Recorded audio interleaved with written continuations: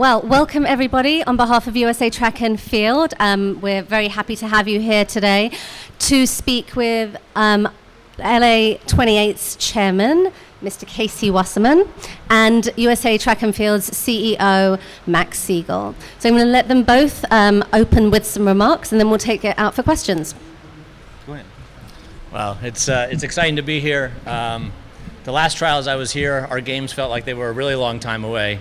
And now they feel like they're coming quickly. But exciting to be here. USA Track and Field under Max's leadership has really cemented its place at the top of the heap amongst Olympic sports, certainly in our country. It's thrilling to see it come to life here today. And I know that being able to host their spectacular events in the same stadium for the third time, which is the first time that's ever happened in the Olympics, is going to be spectacular in 2028. So I'm here as a fan of Team USA. I'm here to learn a lot from USA Track and Field and how to make sure we have the best track meet in the world in 2028 and do whatever we can to support the movement. So it's good to be here. So we're glad to be here. I want to welcome Casey and the team. It's a great collaboration between our organizations. We are incredibly excited about having the games in Los Angeles, just the innovative thinking that they have. We were just pretty integrated with the staff, and being here and the performance of the athletes right now and the excitement of the fans just gets us even more excited for LA 2028. So welcome, Casey, and we're glad to have you here. Thanks. Great. David?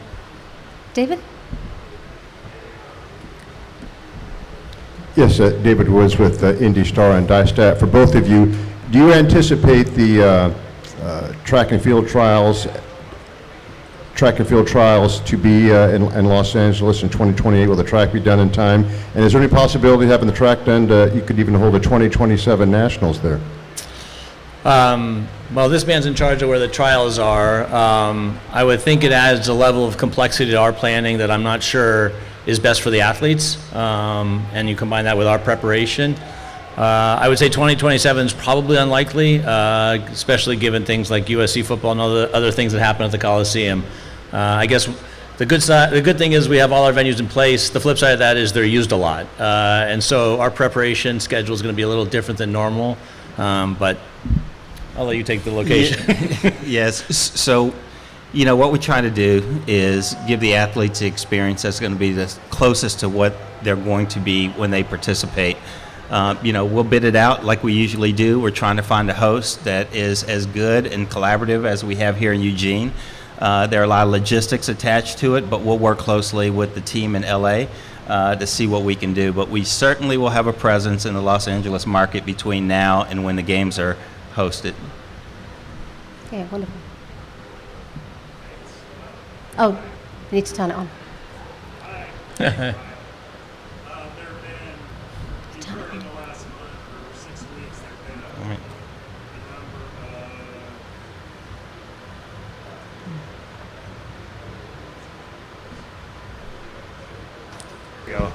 There have been 2 or 3 initiatives that try to pump more money into track and field. I don't need to go through them all, but I wanted to get your reaction to that, and also maybe just your general thoughts about the need, we've talked about this before, for track and field to kind of be a prime time sport in the U.S.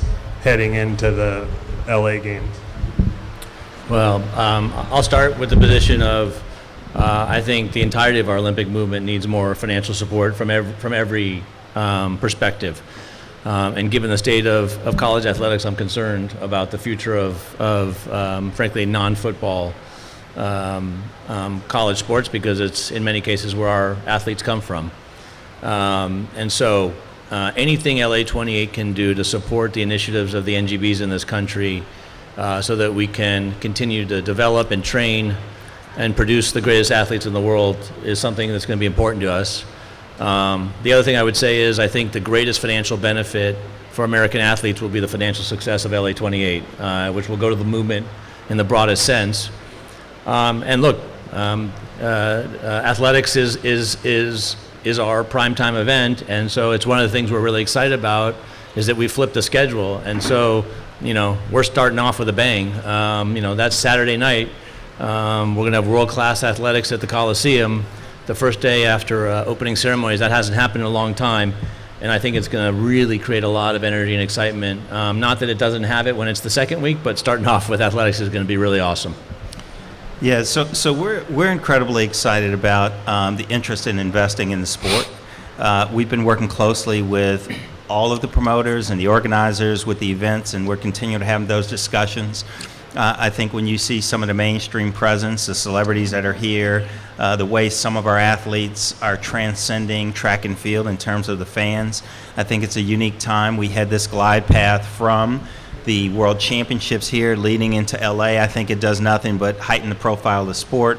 We're going to try to capitalize on that excitement and momentum to build the stories around our athletes. So we're really excited about the new initiatives in the sport, and we're going to support them however we can as a federation. Great, thank you. Adam? Max, a lot of athletes lately have been pretty open about how they're not super thrilled with so many championships coming back to Eugene over and over, between the cost of getting here and staying here, the fact that it's maybe limiting on how many fans can come from different parts of the country. Could USATF do more to move some of the major championships domestically around and give more fans a chance to travel to see them? Yeah, so we've been working really diligently to cultivate partnerships and markets across the country. You know, the New York Grand Prix, the LA Grand Prix are examples of what we've been doing. Our Bermuda Grand Prix. I think that it's difficult to find a partner that is as collaborative, knowledgeable, and the fan base that supports the sport as Eugene. We all understand the logistical challenges, but if you look at the financial support that the Federation has given with coaches travel and athlete travel, we've tried to offset that, but we're highly sensitive to that. You've seen the tracks, indoor tracks being built, and we're having those ongoing discussions, and I think that it is one of our priorities to make sure that we move the sport around across the country. Max, question about the schedule flip over here about the schedule flip. Obviously, Casey just said one of the reasons why, but was that a tough thing to give up, considering track has always been like the marquee big bang finish? Well, Casey told us to do it, so we just did it. No. The fact of the matter is, I think there was, and Casey can answer this, a lot of thought, a lot of research that went into it to make sure that everyone benefited from it, from opening it up. I won't, but as a federation, along with our federation, World Athletics, we're incredibly supportive, and I think everything from the planning to the data backs that up. No question. I mean, there's a lot of research. Oftentimes, more than not, I would say the first week is actually more viewed than the second week. So what an opportunity to showcase athletics. I think the other thing we committed to, which is important, is we'll keep the tradition of the marathon ending on the last day as is, so that what is a very traditional part of the Olympics will maintain. Anderson. Don't worry, Scott, we'll get to you. I got one reporter I know here, so we're good.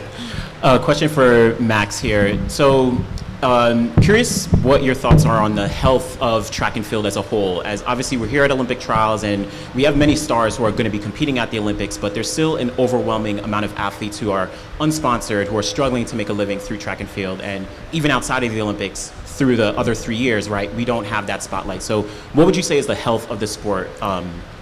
Yeah, I think that we're going to present some data.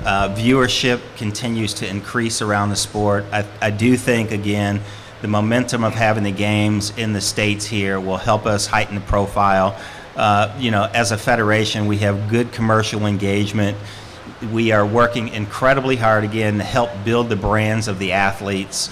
And as you see with people coming into the sport with these new events and initiatives, I think that there's interest. We look at healthy sustainability of the sport. We look at really developing some of the markets and really maximizing the distribution platforms to promote the sport.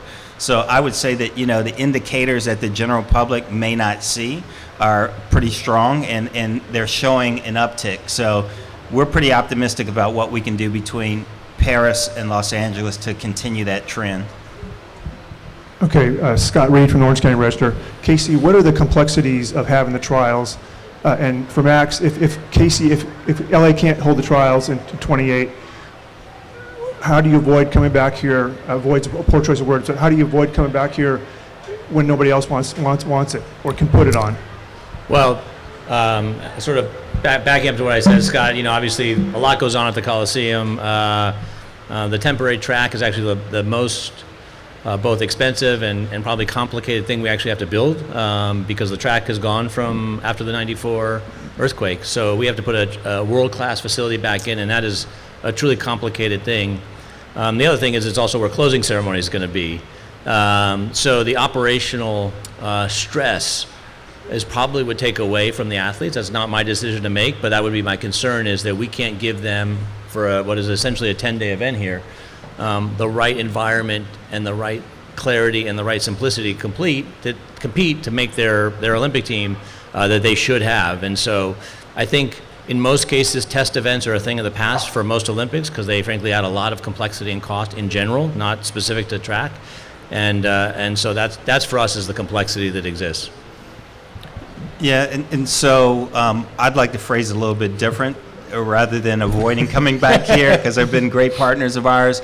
I think that, we've been on this journey anticipating the games being here in LA for some time. We've talked to our partners here about, an intentional approach to try to cultivate a relationship and to make sure the most important thing is that our athletes are supported in a way that reflects the hard work and commitment that they have competing. So we've already started conversations with the team, both in LA and across the country, about the importance of having an amazing Olympic trials leading up to LA. So it is not a foregone conclusion that it will be back here in Eugene, and we're doing everything that we can to create that, atmosphere and experience for our athletes to be ready to compete in LA in '28. I would just add one thing, Scott. Because the Athletes Village is at UCLA and we'll have no competitive events on campus, Drake Stadium, where they just had a meet, which was spectacular, we'll convert that track to make sure it's really an exact replica of the Coliseum track, so that they will be able to warm up, 100 meters from their housing at a track that's going to replicate their competition venue without having to commute. So it's a powerful opportunity to have. We have about 65% of the Olympic and 80% of Paralympic athletes will prepare for their sports on campus at UCLA. I can't hear you.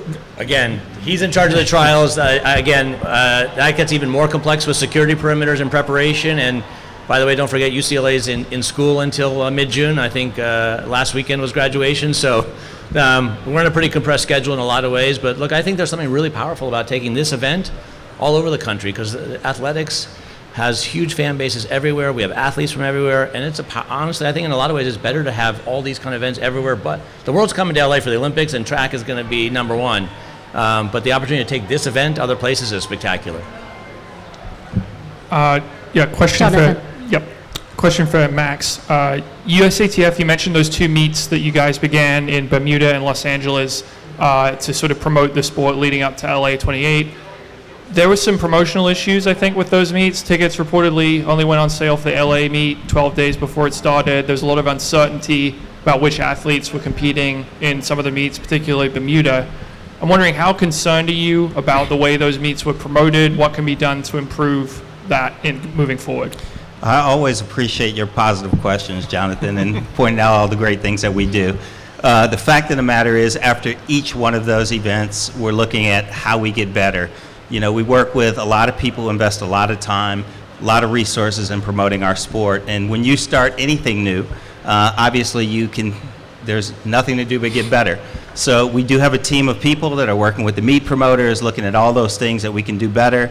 And again, at the end of the day, is to give a competitive opportunity for our athletes and to continue to improve. So we are well aware of the things that need to be worked on, and our team works really diligently with the local folks that are organizing those events to make them better.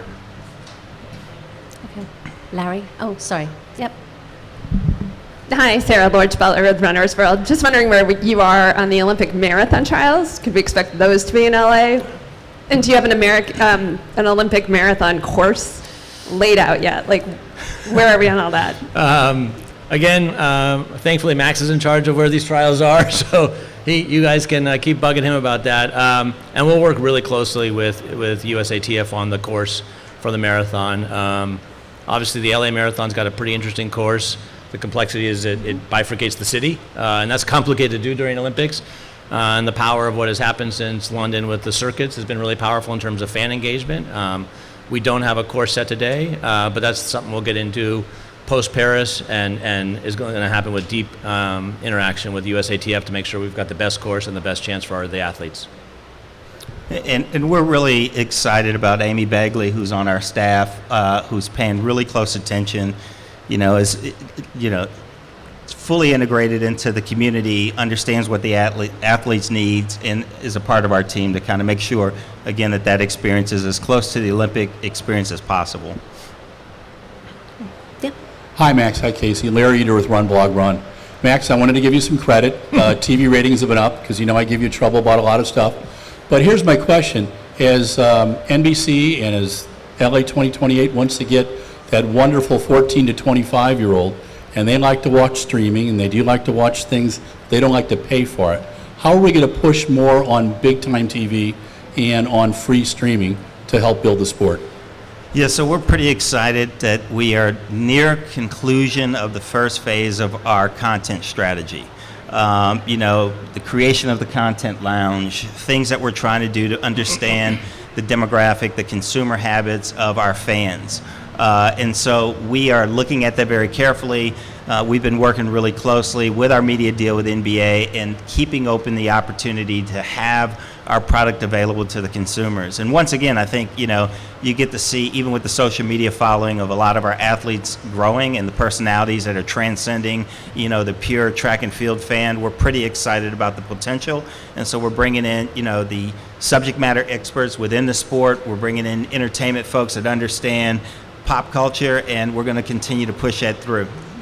I would just add, look, everyone has aligned interests here. Believe me, NBC wants as many people to watch all of the Olympics as possible, and clearly consumer habits have changed dramatically by age group. I don't think in our age group it hasn't changed a whole lot, and for our kids it's changed dramatically. And so I think Paris you'll start to see a pretty meaningful movement, and LA even a greater movement towards different ways to consume the Olympics, not even just on linear and streaming, but digital and social media through athlete channels. There's going to be a lot more accessibility because it's in everyone's interest for as many people to engage with and get excited about the Olympics, and we have to be where the fans are.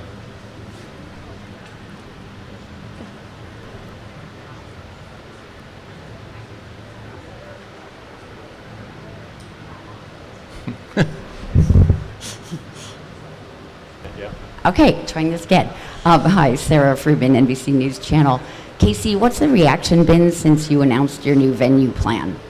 I think people are really excited. Certainly a lot has changed since 2017, which was the last time we talked about it publicly.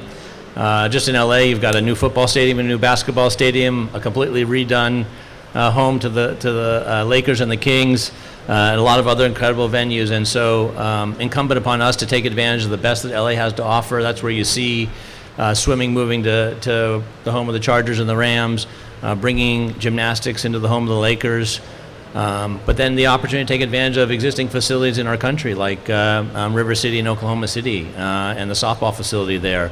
Because as everybody knows, when you add events, and as the Olympics develop, cost and complexity grows.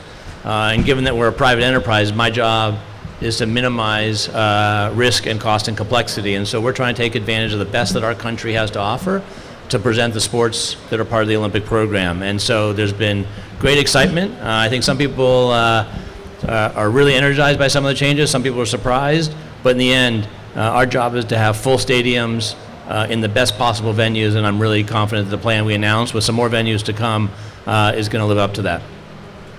Great. Well, thank you all so much. We are a few minutes away from competition starting. So, Casey, thank you for coming and joining us for these trials. And we hope you enjoy the show this evening. Great. Thank you. Thanks.